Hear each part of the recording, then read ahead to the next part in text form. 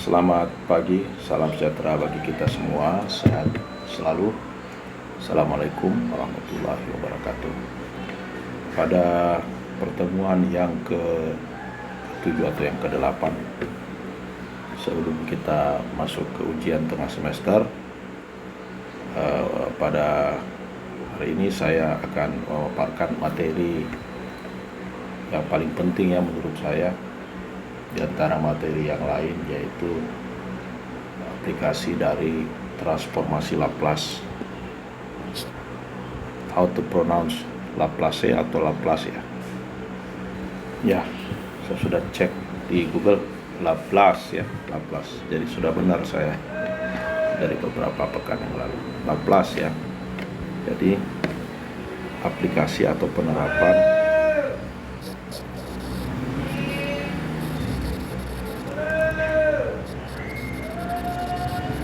transformasi Laplace ya, terutama dalam bidang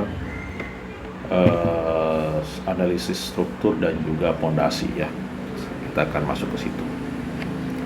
Baik, saya coba masuk ke Laplace itu terlebih dahulu, transformasi Laplace, dan saya yakin bahwa Anda semua sudah pernah mempelajari ini di matematika rekayasa 1 ya.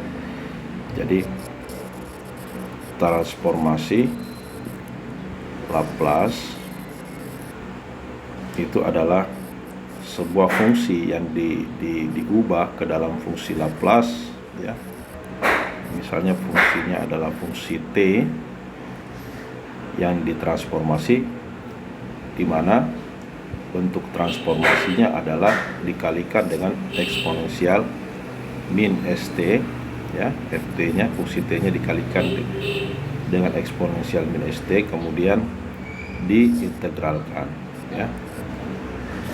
Nah, inilah pengertian daripada Laplace.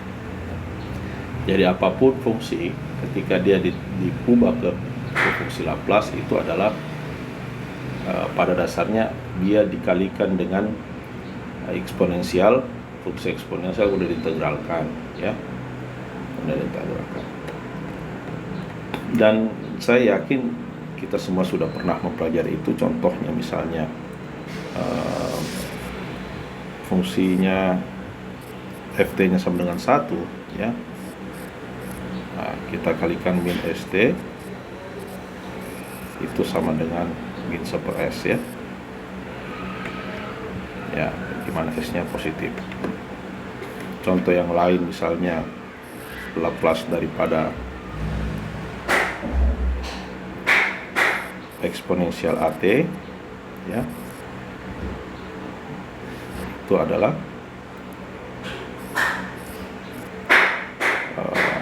st eksponensial at dt itu sama dengan 1/sa ya, dimana s lebih besar daripada sa. Jadi yang belum mengetahui ya, Anda belajar kembali ke matematika rekayasa 1. Jadi kaitannya ya harus lulus dulu matematika rekayasa 1 baru masuk ke matematika terapan. Sebenarnya seperti itu ya, karena terkait, sangat-sangat terkait ya. Kemudian yang lain misalnya bentuk sifat-sifat daripada transformasi Laplace ya, saya ulang, sifat-sifat daripada transformasi Laplace itu ya,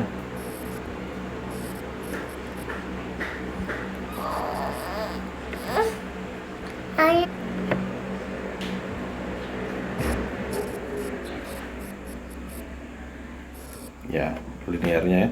Jadi sama saja dengan bentuk linear.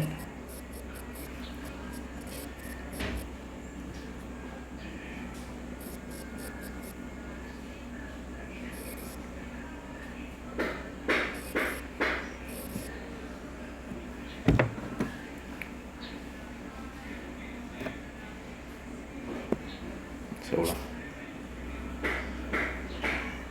Jadi C1 transformasi Laplace daripada Ft F1T ditambah C2 F2 T. Yang lain misalnya derivatif ya, derivatif itu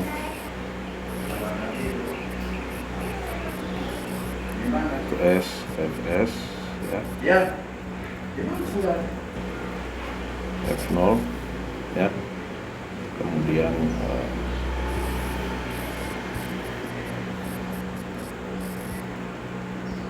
S2 SF0 F0 ya. Nah itu ya yang paling penting lah ya. Ada juga yang Anda bisa pelajari shiftingnya bagaimana, kemudian diferensiasinya ya.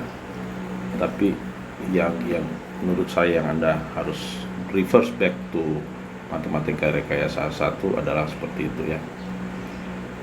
Baik, dengan rumus-rumusnya tentu dan inverse-nya ya. Saya tidak akan mengulang terlebih dalam masalah transformasi Laplace secara detail. Baik, yang perlu kita pahami di dalam penerapannya adalah ada yang disebut dengan fungsi tangga ya.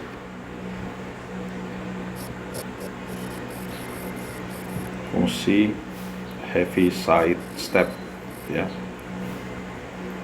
Heaviside, ini nama orang ini, Heaviside step, di mana fungsinya ini kalau dia dalam bentuk fungsi step ya, langkah atau bertahap ya, atau bertangga lah ya, bahasa kasarnya seperti itu, maka bisa kita misalnya di fungsi seperti ini ya, kemudian dia naik lagi seperti ini ya.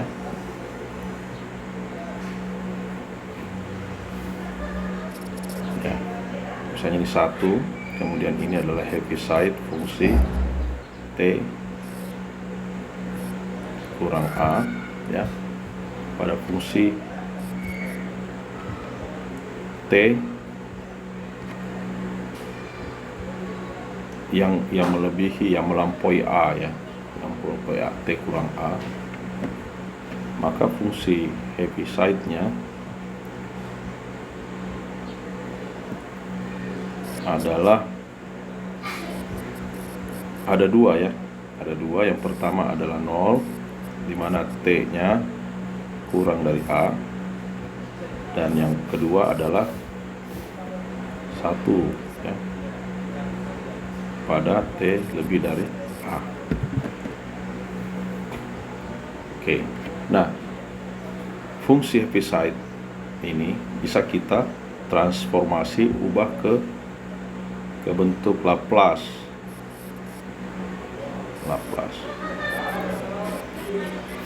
ya. Dan kita ubah H fungsi Heaviside T kurang A, Laplace-nya adalah tentu teorinya sama, dikali min ST eksponensial ST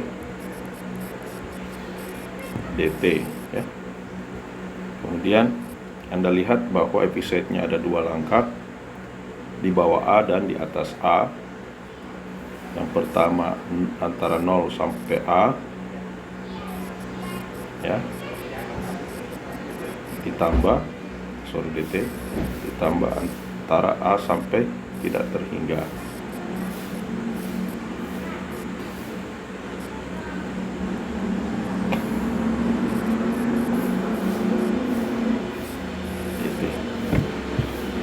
Dan Anda tahu bahwa pada 0 sama dengan antara 0 sampai A itu Heaviside-nya adalah 0 ya, dt, dan antara A sampai tidak terhingga itu 1 ya.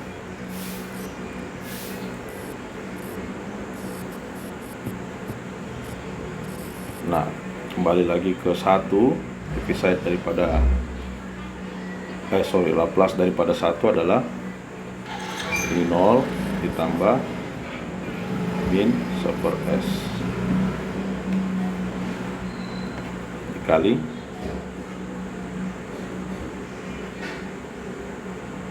eksponensial min AS ya.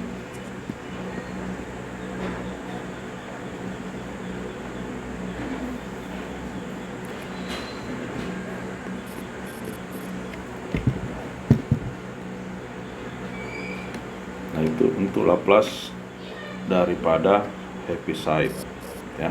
Jadi jawabannya adalah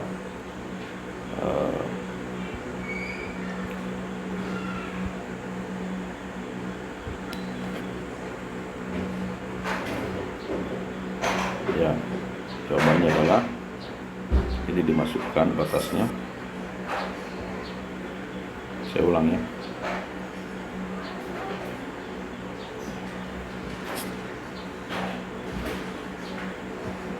Jadi ini 0, ini integralnya adalah min 1/s eksponensial min st, dimasukkan batasnya a sampai tidak terhingga. Kemudian ini menjadi min 1/st, t nya diganti a, kurang, balik ya, ini min s, min tidak terhingga, dikurang min s, masukkan a nya, ini menjadi 1, 0, ini 0, ini menjadi positif 1/s min s.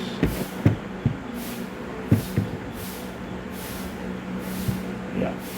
Nah, bagaimana kalau dia di dalam fungsi ft dikurang a?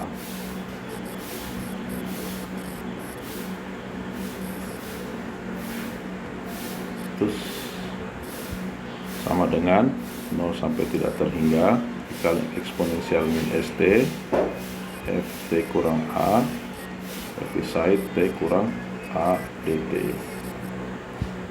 ya, dimana 0 min a tidak terhingga eksponensial min s tau tambah a, f tau a tau, dimana taunya ini adalah ya sama aja tau sama dengan t dikurang a, itu diubah ya, betul kan? Maka eksponensial min as 0 tidak terhingga min s tau bukan t tau, f tau t tau sama dengan eksponensial min as fs, karena ini adalah fs ya. Jadi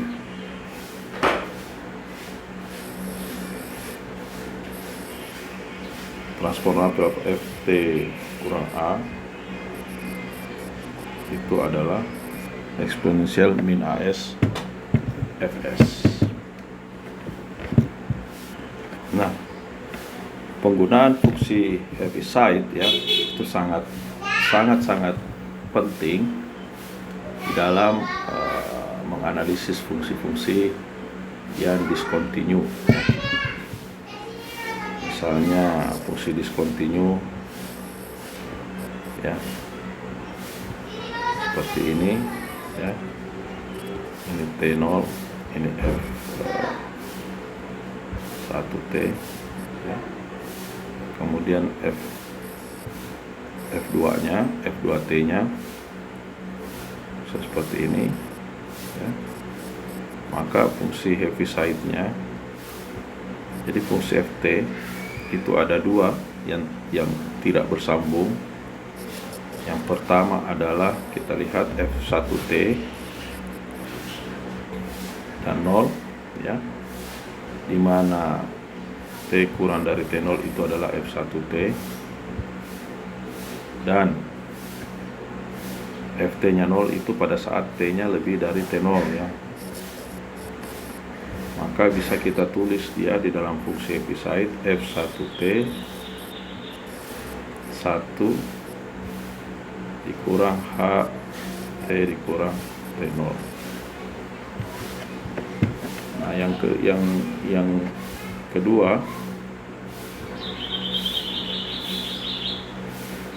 kedua adalah Ft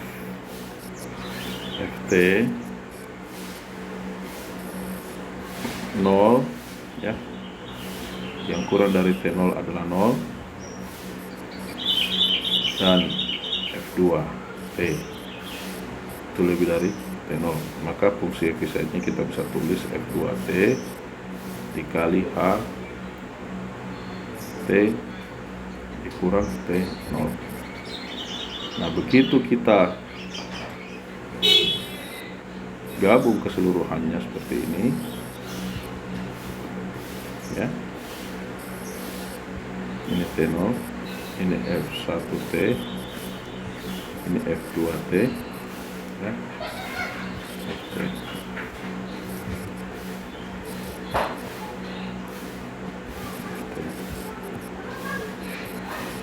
Ya, maka kita bisa tulis Ft nya adalah 2 F1T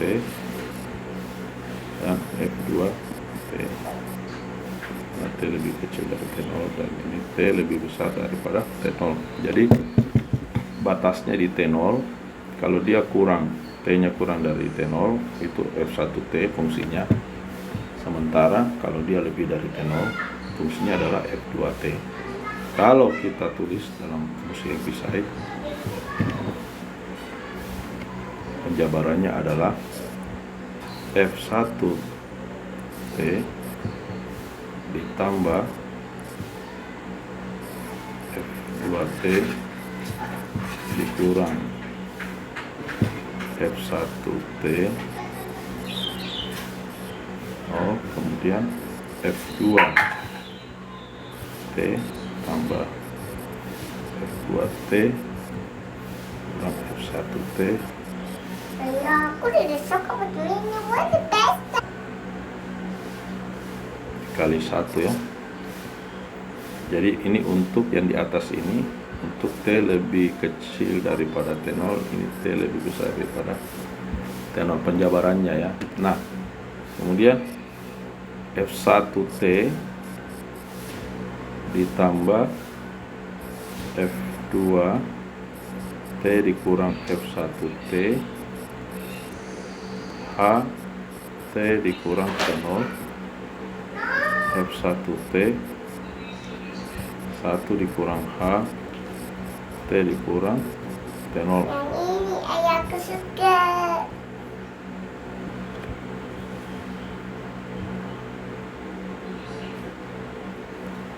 Kemudian F1 kita bisa tulis lagi F1T 1 dikurang H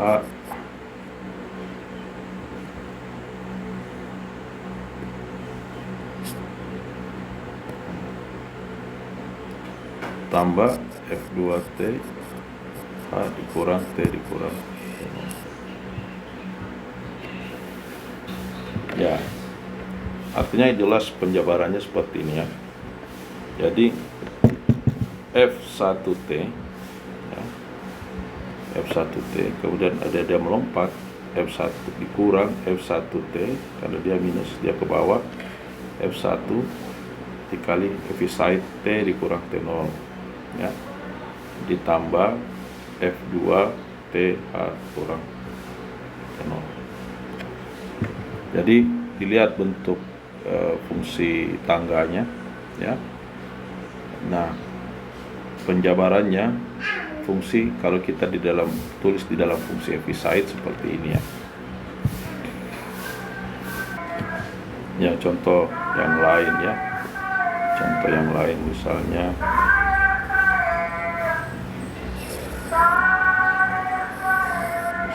aja fungsinya ini ya.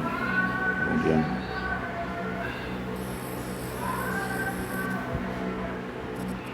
ya,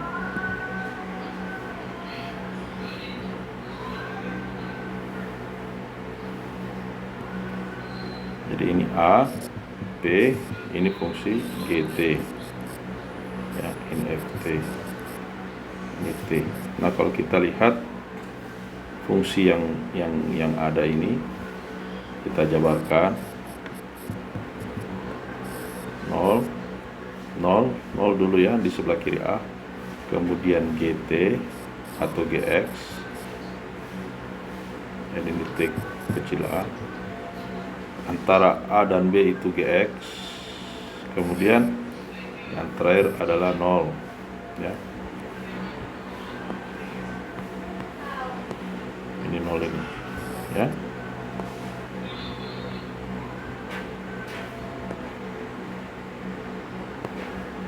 Dimana A dan T lebih besar A. Nah, bagaimana kita tulis dia di dalam fungsi Heaviside adalah kita melihat GX, fungsinya adalah GX dikalikan dengan H di Heaviside pada T dikurang A, dan Heaviside pada T dikurang B. Jadi GX H T dikurang A dikurang GX dikali H T kurang B.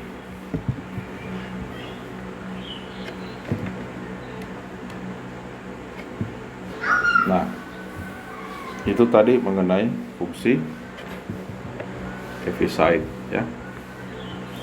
Nah, sekarang yang kedua adalah fungsi delta Dirac.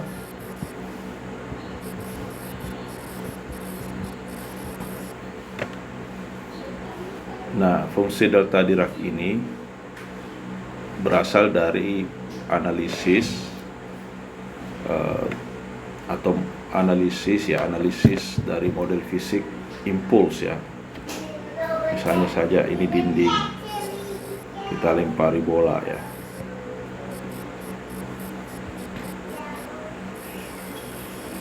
Dan kecepatan V0 ya pada saat T0. Nah, begitu bolanya persis mengenai dinding ya,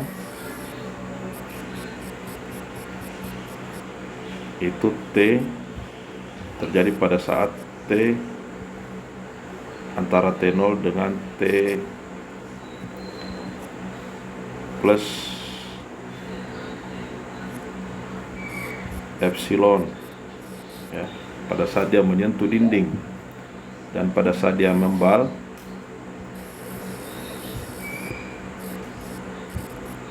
itu T0 ditambah epsilon. Nah, antara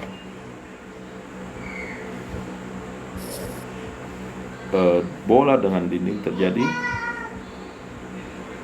gaya kontak ya, gaya kontak sebesar luasan daripada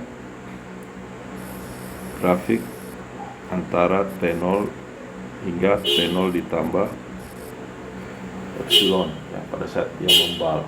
Nah, inilah luasan daripada gaya kontaknya. Dan kalau kita cari luasannya adalah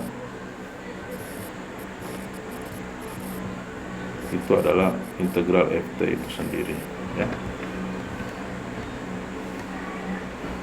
Nah, kalau kita lihat bahwa prinsip impuls atau momentum ya adalah impuls sama dengan massa dikali min V1 dikurang min V0, maka kita akan bisa membuat fungsi ini, fungsi bidang kontak atau gaya kontak daripada bola ini ke dalam suatu fungsi impuls ya. Kita bisa merepresentasikannya dia di dalam fungsi delta Dirac ya. Jadi fungsi bidang kontaknya, luas areanya adalah gaya kontak, itu sama dengan luasan pada fungsi delta Dirac. Deltanya adalah epsilon 1 antara T0 hingga T0 ditambah epsilon 1 dengan tingginya I dibagi epsilon 1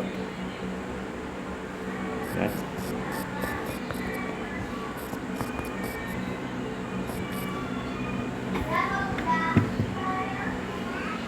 Sedangkan ya, kalau dia agak tinggi, misalnya areanya agak menyempit tapi FT-nya tinggi, maka ini adalah I dibagi epsilon 2. T0 ini adalah epsilon 2, ini T0 ditambah epsilon 2. Nah, ini bisa kita area yang ini ya, kita bisa buat lebih sederhana menjadi sebuah titik. Areanya adalah I, di mana epsilon mendekati 0.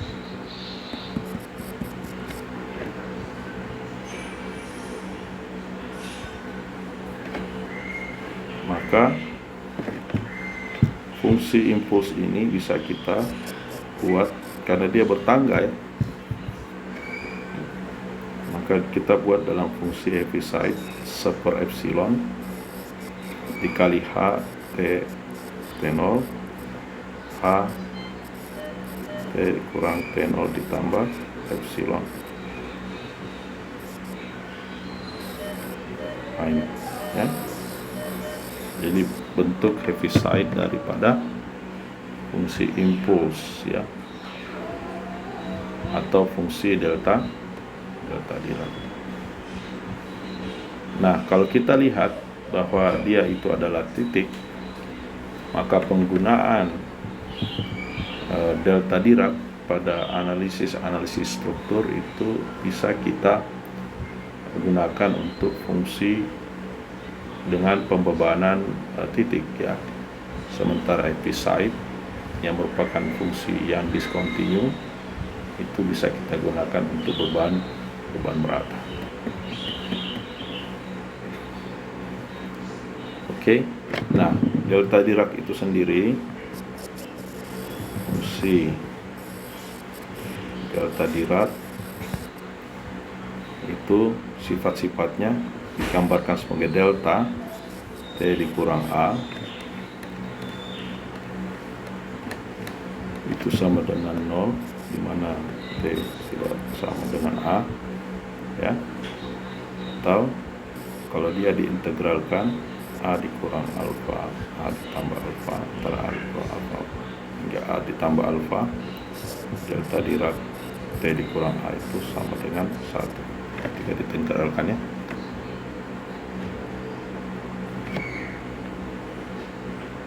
Dan Heaviside daripada delta Dirac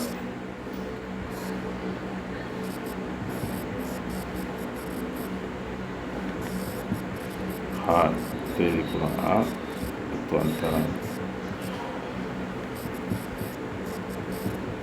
0 dan 1, maka D H T A. Kau sakit apa? Kau sakit apa?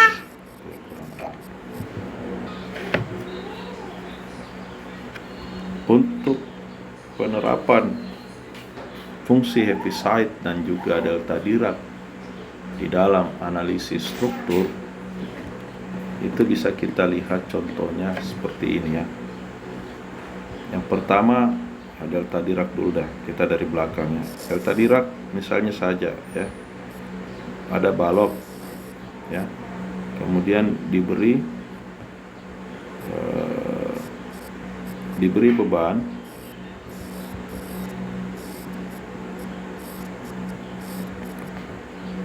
dengan lebar atau panjang bebannya ya, atau bukan lebar, panjang, istilahnya bentang balok yang dibebani selebar epsilon ya. Terus sedikit apa? W X areanya adalah W ya. Kalau epsilonnya kita representasikan kecil sekali ya, epsilonnya kecil sekali, limitnya mendekati nol lah, maka beban merata tadi dia menjadi beban titik. Nah, perubahannya kalau dia direpresentasikan menjadi beban titik dari beban merata itu menggunakan fungsi impuls atau fungsi delta Dirac, di mana W besar itu adalah kumpulan atau integralan daripada beban merata tadi ya, di mana A-nya itu antara A kurang epsilon per 2 hingga A ditambah epsilon per 2. Nah, kalau kita ubah ke dalam fungsi delta Dirac, itu menjadi W A kurang epsilon per 2 ditambah epsilon A ditambah epsilon per 2 delta Dirac X dikurang A, karena dia di titik awalnya adalah A ya. Ya, jadi ini menjadi W. Nah, misalnya saja kalau kita melihat dari sebuah bentuk contoh ya, balok ya, sendi kol, kemudian ada beban titik, beban merata, dan beban titik W2, ini W1, ini W0, A1, B1, B2, ini A2 ya, X. Ini maka fungsi lendutannya itu adalah, misalnya saja lendutannya adalah turunan dua kali dari lendutan, itu adalah beban ya, kali kekakuan